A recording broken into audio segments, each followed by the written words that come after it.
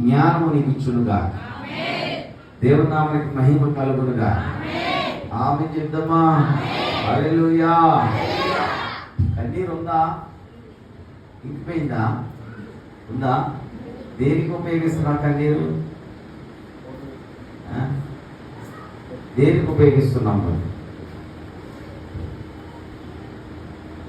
కన్నీరు దేనికి ఉపయోగిస్తున్నావు?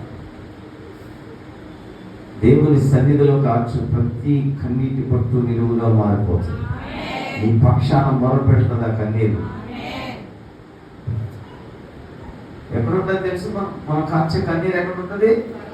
మరి ఎందుకు కాస్తుంది? వ్యర్థంగా ఇంటి దగ్గర ఏదైనా బాధ కలిగి కూర్చుని ఏడుస్తూ ఉంటారు. చెంగు తడిసిపోద్ది, కచ్చిపు తడిసిపోద్ది.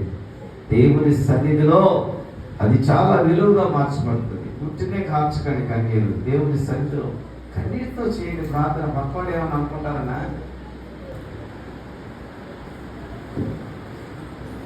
సేపు బాగా కన్నీటి ప్రార్థన చేయండి.